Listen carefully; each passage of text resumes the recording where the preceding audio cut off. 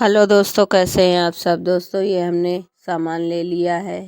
तिल, साथ में काजू बादाम और नारियल कटा हुआ, और गुड़ घी ले लिया, और साथ में बेसन हमने घर पे ही बना लिया चने की दाल का, जो हमको खास कर बनाना था क्योंकि दरदरा बेसन हमें चाहिए।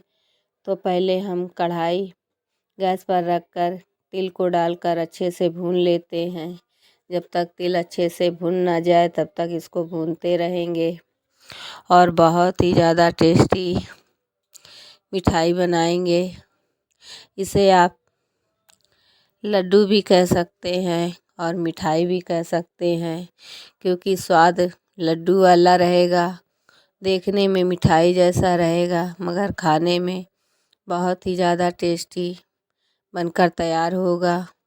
और ख़ासकर बनाएंगे राम जी अयोध्या आएंगे तो उनकी खुशी में आज उनके लिए मीठा बनाते हैं। तो इस तरह से हमने तिल को अच्छे से भून लिया है, और सामान हम वही यूज करेंगे जो घर पे आसानी से मिल सके। तो तिल भूनने के बाद इसको हम दूसरे बर्तन में निकाल लेते हैं। अब उसी कढ़ाई में हम घी डालकर बेसन को भून लेंगे, जो हमने चने की दाल का बेसन घर पर ही तैयार किया है पीस कर। तो घी हमने डाल दिया है, और घी हम थोड़ा थोड़ा डालकर ही अच्छे से बेसन को भूनते जाएंगे। और दरदरा बेसन हमने पीसा है ताकि अच्छे से मिठाई बनकर तैयार हो, और बहुत ज़्यादा टेस्टी बनकर तैयार हुई है। यकीन मानिए, आप एक बार बनाएंगे तो बार बार बच्चे आपसे यही मिठाई बनाने के लिए जिद करेंगे, जो लड्डू के स्वाद में बहुत ही ज़्यादा टेस्टी बनकर तैयार हुआ। साथ में हेल्दी है क्योंकि हमने काजू बादाम डाले, और सर्दियों के लिए फ़ायदेमंद है। तो इसमें हमने गरी और तिल, साथ में गुड़ की चाशनी बनाई है, तो बहुत ही ज़्यादा हेल्दी बनकर तैयार हुए। इसे आप महीनों भी बनाकर रख सकते हैं, बिल्कुल भी ख़राब नहीं होता है, और स्वाद तो इतना टेस्टी है पूछिए मत। तो आज राम जी के आने की खुशी में फटाफट से बेसन को अच्छे से भून लेते हैं, और घी को एक साथ नहीं डालेंगे, थोड़ा थोड़ा डालकर ही हम घी को अच्छे से डालकर बेसन को भून लेते हैं। और बेसन अच्छे से लगातार चलाते हुए ही भूनेंगे, और घी को डालते जाएंगे। और घी हमने थोड़ा थोड़ा करके इसमें 150 ग्राम घी डाल दिया है, और अच्छे से भून लेते हैं घी को डालते हुए।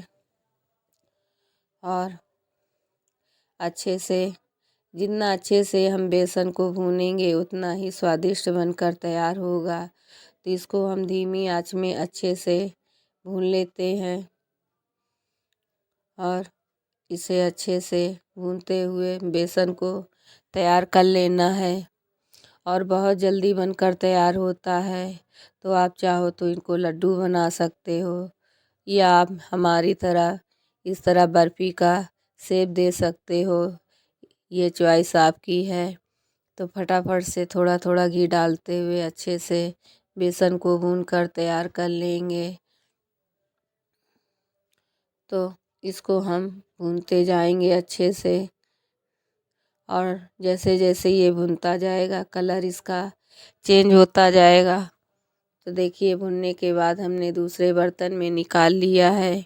अब उसी कढ़ाई में थोड़ा सा पानी डालते हुए अब डाल देंगे गुड़। तो हमने 250 ग्राम बेसन लिया था, तो 250 ग्राम गुड़ ले लेंगे, और अब गुड़ को हम कढ़ाई में डालकर इसको हम चाशनी बना लेते हैं। तो चाशनी हमें तार की नहीं बनानी है, केवल गुड़ पिघलाकर तैयार करना है। तो बेसन गरम है, तो इसी बेसन में अब हम काजू बादाम डाल देते हैं, साथ में नारियल पिसा हुआ डाल देते हैं, और तिल को अच्छे से मिलाकर रख देते। तो इससे क्या है, बेसन भी जल्दी ठंडा हो जाएगा, और ये भी थोड़ा सा गर्माहट मिल जाएगा काजू बादाम को। तो अच्छे से मिलाकर इसको तैयार कर लेते हैं और इधर फिर चाशनी भी तैयार कर लेंगे और फटाफट से मिठाई बनकर तैयार हो जाती है। तो इसको हमने अच्छे से मिक्स कर लिया है और तो पहले से मिक्स करने में आसानी रहती है। तो इधर अब हम चाशनी को बना लेते हैं गुड़ की तार की। तो हमें कोई तार नहीं बनाना है, बस गुड़ को पिघला कर तैयार कर लेना है। तो फटाफट से गुड़ को पिघला लेते हैं और इसको हम धीमी आंच में ही पिघलाएंगे। ज़्यादा तेज़ आंच करेंगे तो गुड़ नीचे से जलने लगेगा, जो कड़वा टेस्ट देगा। तो धीमा ही करके हम इनकी चाशनी बनाकर तैयार करते हैं और अच्छे से गुड़ को ज़्यादा नहीं पकाएंगे, बस गुड़ पिघला लेंगे। तो अच्छे से हम गुड़ को पिघला लेते हैं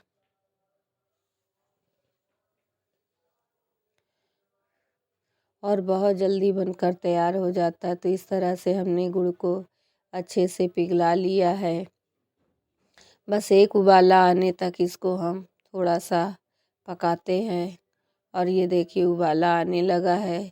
तो हम चाशनी को अब नीचे उतार लेते हैं गुड़ को और उतारने के बाद इसी में हम सामान जो हमने लिया है, बेसन, तिल और बादाम, काजू, गरी, तो सब मिला देते हैं और मिलाकर इसको हम फटाफट से जमा देंगे।